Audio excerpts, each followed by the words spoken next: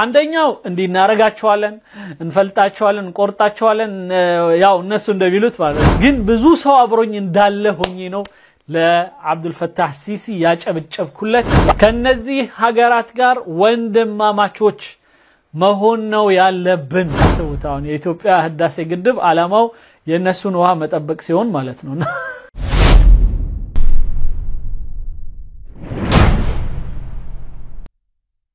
احنا اخترنا التعاون والبناء والتنمية. كانت هذه كلمات الرئيس عبد الفتاح السيسي بالأمس وهو يوقع اتفاقية إعلان المبادئ بشأن سد. እንግዲህ ይህ ፕሮግራም የኢትዮጵያ የሱዳንና የግብጽ ስምምነቶች ጋር በተያያዘ የተሰራ ፕሮግራም ነው። እንግዲህ አብዱል ፈታህ ሲሲ ይህንን የ2015 ስምምነትን በሚፈርምበት ወቅት የግብጽን ከኢትዮጵያ ጋራ የመተባበር ከሱዳንም ጋር አብሮ የመስራት የመተባበር መንፈስ እንዳለ ለማሳየት ነው ይለናል። لكن السؤال هنا هل هذه الاتفاقية وهذا السد من الممكن أن يحفظ حقوق مصر المائية اللي هي 55.5 مليار ولا تكفي؟ ነገር ግን ጥያቄው ይህ ግድብ የኢትዮጵያ ህዳሴ ግድብ ማለት ነው የግብጽን 55.5 የሆነውን የውሃ ድርሻ የሚጠብቅ ነው ወይ አስቡታውን የኢትዮጵያ ህዳሴ ግድብ ዓላማው የነሱን ውሃ መጠበቅ ሲሆን ማለት ነውና ሌላ ያስዋን ግድብ ሊያረጉት ማለት حاجة مصر المائية لأن الكل بيجمع أننا دخلنا في منطقة الفقر المائي ምክንያቱም ሁሉም ሰው የሚያስበው የውሃ ድህነት سبحان الله የውሃ ድህነትን በስፋት ነው የሚጠሩት በደንብ አርገው ነው የሚጠሩት ዋከናልን ይመስላልና የውሃ ድህነት ውስጥ እንደገባን በጣም ስለሚታወቅ ይላል ونحتاج تقريبا يعني قد الكمية دي علشان الحياة تستمر في مصر እኛ ሌላው ቀርቶ 55.5 ላይ ሌላ 55.5 እና ከዛም በላይ የሆነ ውሃ በግብጽ ህይወት እንዲቀጥል ياسفلجنا. والرئيس والمصريون أعلنوها أن من حق إثيوبيا أن تنمي ولكن من حقنا نحن أن نعيش. إنيا عند جبساويان إثيوبيانوش انديالمو اندينورو انفقد الله شوالا. نجرجن بزاولك دقمو ينيا يا إثيوبيا من دنو يا جبساويانم دقمو يوها درشاتشن بتككل درسون إنيام يوتاتشن بتككل انديهون نفلقال لنال حق طبيعي حق الحياة وإحنا المصدر الرئيسي في مصر هو مياه نهر النيل مكناتهم بجبس وانا يوها انتناتشن مساراتاتشن نايل سلهونا. هل إثيوبيا ستكون جادة في التزامها بحفظ حقوق مصر المائية التاريخية؟ ስለዚህ ታሪካዊ የሆነው የግብጽን ውሃ ኢትዮጵያ ተጠብቃለች ወይስ አትጠብቅ? ايضا يعني هل هناك من ضمانة دولية للتنفيذ فكم من اتفاقيات كتب ሌላው ከዓለም አቀፉስ ማህበረሰብ የምናገኘው የሆነ ቃል ይኖራል ወይ በዚህ ጉዳይ ላይ? على الورق وتحولت بمرور الوقت إلى مجرد حبر على ورق فما الذي يضمن الالتزام؟ ስለዚህ ነገር እንዴት ነው ማረጋገጥ የምንችለው ምናምን ይያልን ወያያ حسن النوايا هل سيقابلنا الطرف الآخر بنفس حسن النوايا؟ أسئلة خبراء كثيرين وتحليل عميق حول هذا الموضوع. كيف تقرأ هذه الوثيقة وثيقة المبادئ؟ وهل مجمرة ينن وثيقة مبادئ مالت يا 2015 سمنت انديت تايواله ምናምን ነው ان اللجنة العليا لمياه النيل اللي خلصت اعمالها الساعة 4 صباحا ان كل حرف في الوثيقة مدروس من الناحية السياسية. يا 2015 سمنت ይላሉ ሳሚህ አርሜኒዮስ የግብጽ ምሁራን የሚባሉ ዋናዎቹ እንግዲህ ከግብጽ ኢሊት የሚባሉት ያጠኑት ያዩት እና ከፖለቲካ አንግል ከተለያዩ እንትኖች በትክክል የተረዱትና ያጠኑት አይደለም ወይ መጀመሪያ እሱ ነው ማሰብ ያለብን ኦኬ ومن الناحية وزارة الخارجية والفنية وكل حاجة ሌላው የውጭ ጉዳይ ሚኒስትሩ የውሃ ሚኒስትሩ ምናምን ሁሉ በደንብ ያዩት ነው فمن ناحيه ال10 بنود اللي جم في الوثيقه كل حرف فيه مدروس تماما بحيث ان احنا لا نضر ولا نضر اي እናም የ2015 ስምምነት እያንዳንዱ ቃል ውስጡ ያለው እኛ ማጥነተናል እነሱ ማጥነተውታል በደንብ እናቀዋለን ዓላማው ዋናው እኛም እንዳንጎዳ እነሱም እንዳይጎዱ እንዳንጎዳም እንዳንጎዳም ተደርጎ የተሰራ ስምምነት ነው طرف من الاطراف ساعتك اشرت ان حصه مصر اللي احنا بنتباكى عليها دايما 55.5 مليار 55.5 مليار دي كانت من 50 سنه 55.5 እያለን የምንደጋግመው ነገር ይሄኮ አዲስ አይደለም ከ50 ዓመትም በፊት ጀምሮ ነው ማለት ስምምነቱ 1959 ስምምነት ሲያደርጉ ማለት وكانت متوسط 100 سنه احنا احتياجاتنا بيقولوا في الميديا انها 70 مليار لكن تسمح لي احنا احتياجاتنا الفعليه قد ال 55.5 مليار دي مرتين وثلاثه እኛ 55.5 ብቻ አይደለም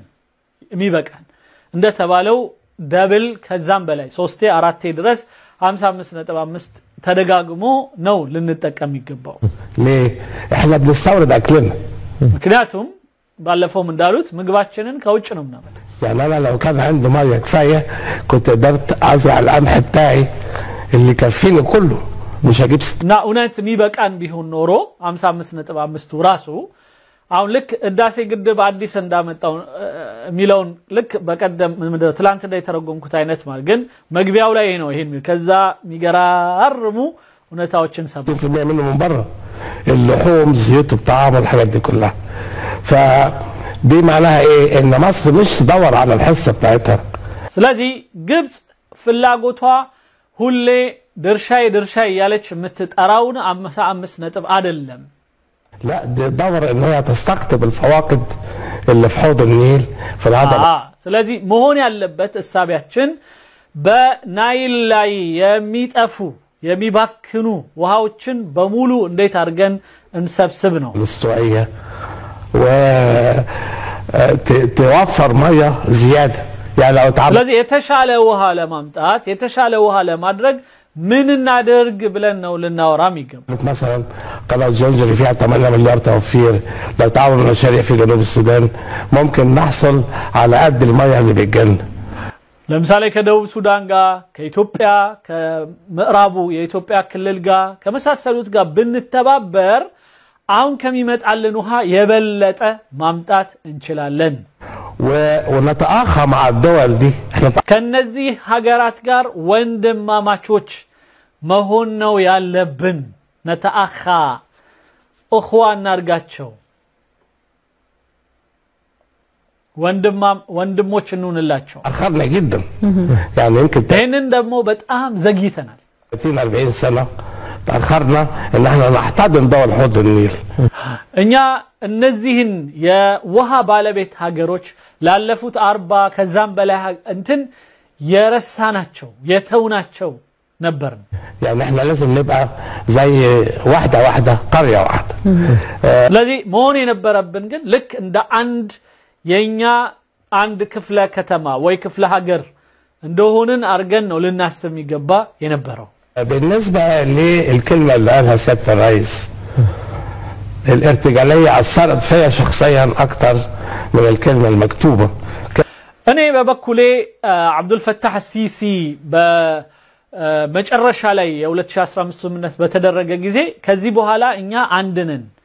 عند هاجرنن السودان جبس إثيوبيا تبلو يا لو نجر إنين نفسين راسو بتأمن يركين. الكلمة المكتوبة كان حكومة بتكلم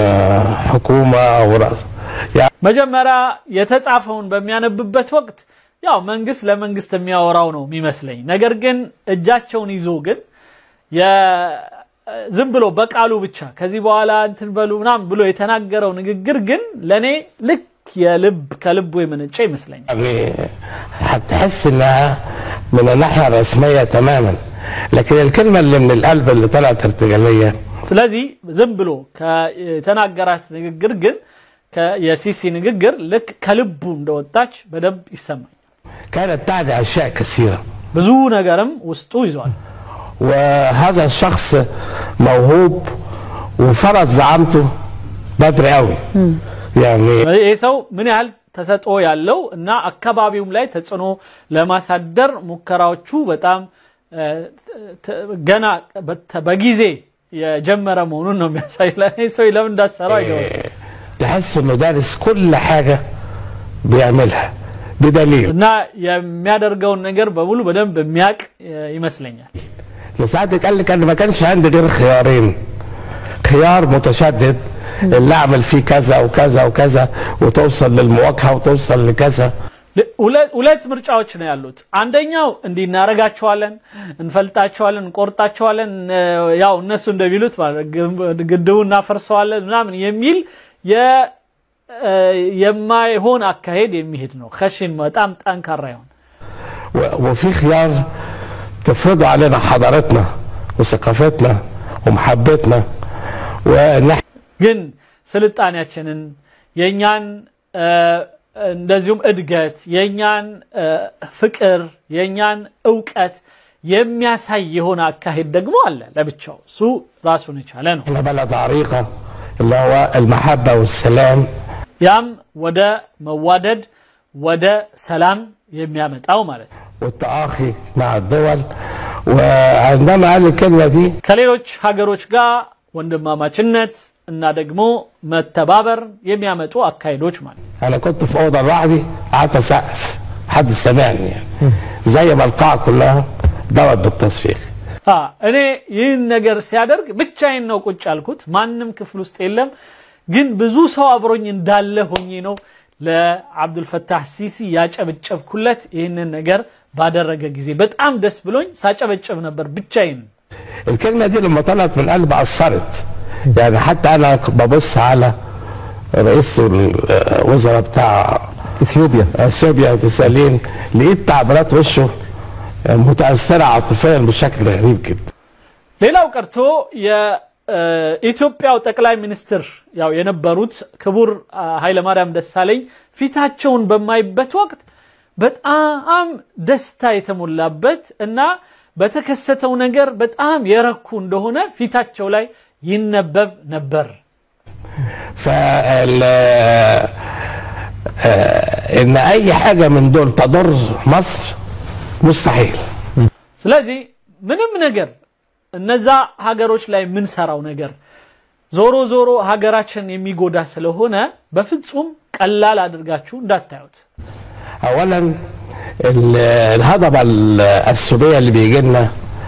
መጀመሪያ እንድታቆሙ ፈልገው ከኢትዮጵያ ተራራማ አካባቢና ከሸንተረሯ ላይ ሀضባ ማለት ሸንተረር ማለት ከተራራና ከሸንተረሯ ላይ የሚመጣልን منها الميه هي الهضبه الغربيه የምዕራቡ የኢትዮጵያ አካባቢ من ناحيه اثيوبيا اللي هي الشرقيه بالنسبه للسودان ለሱዳን ምስራቅ የሆነው አካባቢ ማለት الحضارات ያ ነው ብዙ ውሃ የሚሰጠን نا ብዙ ውሃችን የሚመጣልን ከዛ ከኢትዮጵያ ካለው አካባቢ ነው فيها جديده جدا يعني ساعتك من بحيره تانا لغايه سد الحدود من 1800 متر ك እንትን ከጣና ጀምሮ እስከ ቦርደር ድረስኛ ጋር ከ1800 ምናምን ኪሎ ሜትር በላይ የሆነው لغايه 600 متر 1200 متر في مسافه محدوده انحدار شديد يعني لا يعرف يزرع ولا يعرف يربي ما شيء فنحن ሌላው ከጣና እስከ እንትኑ ድረስ ያለው ቦታ ላይ የውሃው ግፊት ብዛቱ ምንም ነገር ሊሆን የሚችል አይደለም ان اي ميه يبعتها ربنا لينا في الفيضان هتجنن ስለዚህ በክረምት በተለይ በስፋት የሚመጣው የዝናብ መጠን ወደኛ ነው የሚመጣው ምንም የሚያስፈራ ነገር የለው اذا لي بنقطه استفهام وصلح لي لو انا معلوماتي غلط እስኪ አንድ ጥያቄ ልጠይቅህ ከተሳሳትኩኝ አስተካክለኝ ይላል يعني يقال ان المياه اللي بتسقط على الهضبة الإثيوبية بكميات رهيبة جدا وان اللي احنا بناخده إثيوبيا والسودان ومصر هو يعني شيء قليل يا إثيوبيا ተራራማ አካባቢውም ሆነ ኢትዮጵያ በአጠቃላይ ሌላው ሐውድ ኒል እነዚህ የናይል ቤዘን ሀገራት ላይ የሚዘንበው ዝናብ በጣም ብዙ ሆኖ እኛም ኢትዮጵያም ሱዳንም ምን ተጠቀመው ትንሽ ነው ይባላል አስተካክለኝ فهل من الممكن الاستفادة من هذه الكميات الفاقدة اللي ስለዚህ ይሄ አሁን የተረፈው እና ያልተያዘው ያልተጨበጠው እሱን መጠቀም ይቻላል تسقط على الهضبة الإثيوبية وتحويلها إلى مجرى النيل الرئيسي بحيث الكل يستفيد كذا ودا نايل هلوم بدنب እንዲፈሱ አድርጎ የበለጠ መጠቀም ይቻላል ده صعب هندسيا ወይስ በهندسው ወይም በምህንድስናው ዓለም ይሄ ከባድ ነው الحقيقة اللي بتفرض نفسها ان بينزل على الهضبة الاستوائية الهضبة الأثيوبية شرق وغرب حوالي 900 مليار በኢትዮጵያ በተለያዩ አካባቢዎች ላይ የሚዘንበው የዝናብ መጠን በትንሹ ወደ 700 ቢሊዮን ሜትር ኪዩብ ሊደርስ ይችላል ይላል ኦኬ እንግዲህ አስቡት አንዱ 1100 ይላል አንዱ 900 ይላል አንዱ ደግሞ ዛሬ እሳቸው ደግሞ 700 ይላሉ ትንሿን ቁጥር የጠቀሱት እሳቸው ናቸው ብቻ ግን ብዙ ውሃ ነው የሚዘንበው መዝነብ ግን ያው ወንዝን አያሳይም የኛ በቁጥጥር ስር ያዋልነው ውሃ ማለት አይደለም ብቻ ግን يعني ያህል ዝናብ አለ من الناحيه الغربيه اللي احنا بنستفيد فيها يعني ما فيش نقطه هتنزل على الهضبه الشرقيه لأثيوبيا الجنه لان ግን በኢትዮጵያ በምስራቁ አካባቢ ላይ የሚፈሰው በተለይ የተራራማው አካባቢ ላይ የሚዘንበው ዝናብ ይመጣልናል عاد الشرقيه وعاد الغربيه لما ما تنزل هنا هتروح كده في اتجاه البحر الاحمر او في اتجاه جيبوتي او اتجاه احنا معانا على فكره صور على الهواء برضه لو حضرتك عايز تعلق عليها انا مش جايب الهضبه الغربيه منحدره جدا ምክንያቱም ይህ የምዕራቡ በኢትዮጵያ በኩል አካባቢ ያለው ለግብጽ ለሱዳኑ ለምዕራብ አካባቢ ሆኖ ለሱዳኑ የመሬቱ አቀማመጥ እንደዚህ ዝቅዝቅ ነው ማለት በጣም እነሱ ከፍታ ላይ ናቸው ስለዚህ ውሃው እዛ ካረፈ ግዴታ መውረዱ አይቀርም بالصور ساعتك هتشوفها والميه ماشيه في اخاديد لا يستطيع اي انسان انه ياخدها ويزرع فيها لان لو كان يقدر يزرع ما كان زرع من زمان ምክንያቱም እንደነዚህ አይነት ቦታዎች ላይ ከፍታም ስላላቸው ሸለቆም ስለሆኑ ዝቅዝቅም ስለሆኑ ምንም የሚመቹ አይደለም ለመያዝም ለእርሻም ለምንም አይመቹም ስለዚህ ፈሳሉ ወደ ጣናና ወደ ናይል ወንዝ ነው የሚገቡት احنا قبل السد العالي وقبل በነገራችን ላይ ለዚህ ነው ኢትዮጵያ 3 በህዳሴው ግድብ በፊት በተራራ ላይ የሚያዙ ትንንሽ ግድቦች መገደብ ያስፈልጋል نزل حاجه اسمها الراي الحوضي عشان احنا ما عندناش انحدارات يعني من البحر الابيض المتوسط لغايه حدود السودان 200 متر فرق الانحدارات في اثيوبيا ساعتك اسف اعلى نقطه فيها 4660 متر واو የኢትዮጵያ ትልቁ ቦታ ከኛ ጋር ሲነጻጸር 4600 ምናምን ሜትር ነው ከባህር ጠለል በላይ ከፍታው በጣም ከፍ ያለ ነው اعلى نقطه واوطى نقطه ناقص 122 ትንሹ ደግሞ 220 አካባቢ ساعتك فرق المناسيب رهيب جدا ودي الثروه القوميه بتاعت اثيوبيا اثيوبيا لا تملك ثروه قوميه لا عندها بترول ولا عندها غاز ولا ኢትዮጵያ ደግሞ ያላት ሀብት ይሄ ነው አየሯ ከፍታው ዝናቡ ምናምኑ ምክንያቱም ሌላ ቤንዚን የላት ምን የላት ይላሉ عندها معادن ولكن معادنም ብዙ የላት ده الحضارات دي ممكن تولد كهرباء قد سد النهضه ما هيولد يمكن حوالي 25 مره ነገር ግን እዚህ ጋር በጣም እቺን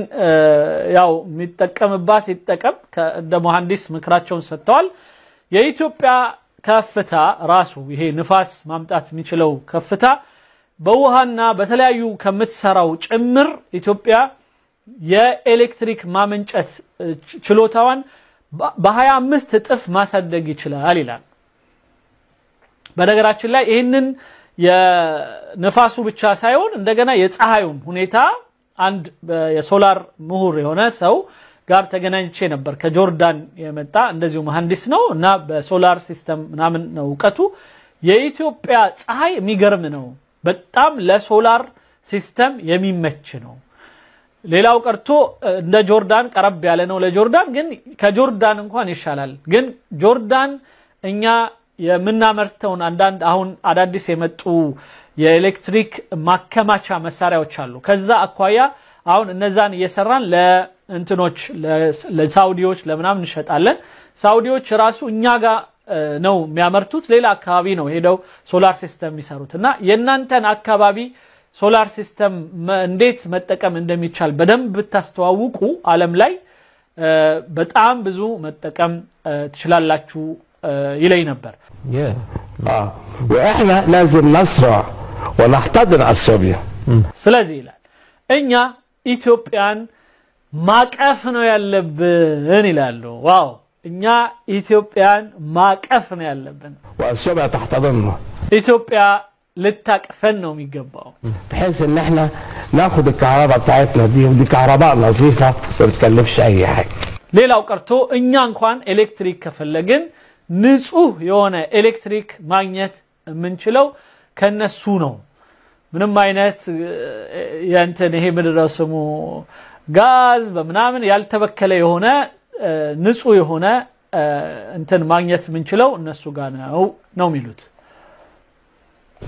وعلى فكره ما نستناش لغايه ما يخلصوا السد وناخد كهرباء ሌላው ቀርቶ ህዳሴ ግድብ እስኪያልቅ ከዛ ግድቡ ካለቀ በኋላ እንውሰድ ኤሌክትሪክ ብለን አይደለም ማሰብ ያለብን احنا لازم نلحق نعمل ربط كهربائي فورا አሁኑኑ ነው ኤሌክትሪክ ለመውሰድ ገመድ መዘርጋት ያለብን አሁኑ ነው ايوه يعني احنا هنعمل ربط نعم هنعمل ربط كهربائي ان انا الكهرباء ربط بري ما بيننا وبين الدول الثانيه تقدر توصل لي አሁኑኑ ገና ህዳሴው ግድቡ ሳያልቅ እኛ ኤሌክትሪክ ዘርግተን መጨረስ አለብን ከዛ በኋላ ነው ወዲያው ልክ ሲያልቅ እኛ የመጀመሪያ ተጠቃሚዎች እንድንሆን ነው انا عايز اتوقف بعد اذنك حول هذه النقطه يعني وزير الري الاثيوبي النهارده في حديث له للمصري اليوم بيقول ان وثيقه المبادئ لا تعني تقليل سعه السد التخزينيه في بعض الخبراء اللي هم አንዳንድ የኢትዮጵያ የመስኖ ሚኒስትሩን ያናገሩት ሰዎች የኢትዮጵያ አሁን ላይ የተደረገው ስምምነት የኢትዮጵያ ህዳሴ ግድብን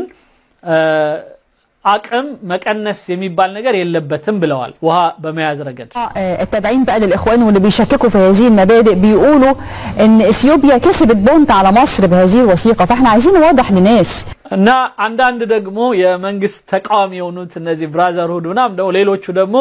ይሄ የ2015 ስምምነትን ኢትዮጵያ ናት ያሸነፈችበት ግብጽን ሸውዳባታለች ይላሉ እንዴት ታዩዋል الكلام ده بيعني ايه اولا كل الكلام ده كلام غير علمي መጀመሪያ ይሄ ሁሉ ወሬ በሁለቱም ሳይድ ያለው ዕውቀት የለሽ የሆነ ወሬ ነው انا بتكلم بالحقائق العلميه እኛ ምናወራው በዕውቀት ላይ እና በሳይንስ ላይ የተመሰረተ በመህንድስናው ዕውቀት ላይ የተመሰረተ ነገር ነው ምናወራው الحقائق العلميه بتقول ان الهضبه الغربيه زي ما قلت لسعادتك لا يستطيع اي بني ادم يزرع فيها ስለዚህ ይህ የኢትዮጵያ አካባቢው የህዳሴ ግድቡ አካባቢ ለእርሻ የሚመች አይደለም ولا يربي ماشيه معنى كده ربنا بعت لنا 100 مليار هناخدهم ስለዚህ የሚሆነው ከዚህ አካባቢ ላይ ተጠራቅሞ ቢሆን ሚመጣው 2 ቢሊዮንም ቢያጠራቅሙ 200 ቢሊዮንም ቢያጠራቅሙ ሚመጣልን ወደኛ ነው ተጠራቅሞ መጨረሻ ላይ ይመጣልናል 150 مليار هناخدهم بعت لنا فتره جفاف 40 مليار زي ما حصل قبل كده ከዚህ በፊት አታስተውሱም ከፍተኛ የሆነ የረሃብ ጊዜ እና የውሃ መጠማት ችግር ገጥሞን مضطرين ناخدها لكن هو ما يقدرش يمنع عننا اي ميه ምክንያቱም እነሱ ውሃውን መከልከል አይችሉም አቀማመጣቸውም መከልከል የሚያስችል አይደለም። الهضبة الغربية بتاعت اثيوبيا بتبعت لنا 85% من المياه بتوصل لأسوان. በአሁኑ ሰዓት ለአስዋን የሚደርሰው ወይም ለአስዋን ግድብ ማለት ነው በግብጽ ላይ የሚደርሰውን ውሃ ከ85% በላይ የሚሰጠን እኮ የኢትዮጵያ ውሃ ነው። 75% عن طريق النيل الازرق اللي عليه السد النهضه. 75% ደግሞ ዋናው ትልቁን ቦታ የሚይዘው ይሄ ህዳሴ ግድቡ ያለበት ቦታ ነው። وفي 5% عن طريق نهر السباط وفي ሌላው ከአንድ ሱባጥ ከሚባል ወንዝ ከዛው ከኢትዮጵያ የሚመነጭ ሌላ አንድ ወንዝ አለ። 5% عن طريق نهر عطبرة. ሌላው አጥበራ የሚባለው ወይም ተከዜ የሚባለው ደግሞ ሌላው ወንዝ ነው። እሱ ደግሞ ሌላ 5% ይሰጠናል። يعني عاوز اقول لك يعني كميه الميه اللي بتنزل وربنا بعتها لنا ما حدش يقدر يلعب فيها خالص. ስለዚህ ይሄ ከዛ ተራራ ላይ እየወረደ የተንደረደረ የሚመጣውን ውሃ ማንም ሊከለክለን አይችልም። ጌታ የሰጠን ውሃ ነው። ኢትዮጵያ ما كسبتش بنط ولا حاجه كسبت بنط ازاي؟ ስለዚህ ኢትዮጵያ እንዴት ነው አታለለችን? ኢትዮጵያ በ2015 ስምምነት ሸፍጥ ሰራችብን በለጠችን እንዴት ይባላል? بعدين اللي بيقول الكلام ده بعد اذن ساعتك اللي بيقول الكلام ده طب ما يقول لنا الحل ايه؟ ደግሞ ይሄን የሚያወራው ሰው ምንድነው ታዲያ መፍትሄው ብለህ ብትጠይቀው መፍትሄ እኮ አይሰጥህም። الحل ان احنا نعمل زي ما زعمنا السيسي قال ان احنا نمسك في الاتجاه الاول اللي هو المتشدد ስለዚህ የምትፈልጉት የአክራሪ ሆነን እናጥቃቸው ምናምን የሚለውን ክንፍ ነው የምትፈልጉት ወይስ በሰላም ሄዱን ነው? تعفضون بعض ونقعد نتخانق بالسنين وما نوصلش لحاجه ولا نتآخى ወይስ እንዋደድ እና በሰላም በፍቅር ምንፈልገውን ነገር እናገኝ? የቱን ነው የምትመርጡት? ونبقى كيان واحد እና እንደ አንድ ጅስም ወይም ሰውነት ሆነን በአንድ ላይ እንጠቀም ነው የሚሻለው ወይስ ሌላ? نشوف مصلحتنا لا ضرر ولا ضرار. ሳንጎዳም ሳንጎዳም ነው መሄድ ያለብን ወይስ አይደለም? ايه السؤال اللي كان مش فاكره؟ ان اللجنه الاستشاريه كانت المفروض مصر طلبت انها تكون مدتها 5 شهور فقط، ولكن اثيوبيا طلبت انها تكون 15 شهر. 15 شهر يعني برضو بيروا ان هذا معناه ان هي السد خلاص. بالعكس 15 شهر دي ده مصر اللي عملتها ይሄ የማስተካከያ የማሰቢያ ነገሮችን አዳንድ የማረሚያ ተብሎ የተሰጡትን ነገሮች ሁሉ ማስተካከያ 15 ወር ጠይቃለች ኢትዮጵያ። ሌሎች እነሱ ደግሞ 15 ወር ማን ነው ኢትዮጵያ 15 ወር ጠይቃለች። ኢትዮጵያ ግብጾች ግን 15 ቀን ቢሉ ነበር የሚሻለው ወይም በአጭር ጊዜ ውስጥ መልስ ቢያገኙ ነበር የሚሻለው ይባላል። እንዴት ታየዋለህ? عشان تطمئن وتدي حافز لاثيوبيا انها تسرع وعدم التصويف لان في ناس كانت اتهمت ኖ መሆን ያለበት በርጋታ ነገሮች ይሄ እንዲቸኩል የሚፈልገው ሰው እንደውም ያበላሻል። ስለዚህ ትክክለኛው ጊዜ ተወስዶበት በደንብ የሚጠናው ነገር ተጠንቶ በደንብ ጊዜ ተሰጥቶበት ነው ሊሰራ የሚገባው ነው። قضيه فيها تسويف عشان يكسبوا وقت ويبنوا السد. ال 15 شهر دول معناهم ايه؟ يعني دلوقتي احنا في اوائل شهر ابريل بعد 3 شهور هتبتدي الفيضان بتاع 2015 يجي. እነሱ ይሄ አሁን ፈይዳን ይመጣባቸዋል። ምን ማለት ነው? የጎርፍ ይመጣል። ስለዚህ ጎርፉ እንዲያልፋቸው አይፈልጉም። معايا ساعتك ادي 3 شهور يبقى في 2015 لا يستطيع ان يملى في الخزان بتاعه ولا لتر. ከዛ አንድ አመት ሙሉ ምንም ውሃ ስለማይመጣ የሚቀጥለው ክረምት እስኪመጣ ድረስ እኮ ጊዜ አለ። ምንም የሚሞላ ነገር አይኖርም።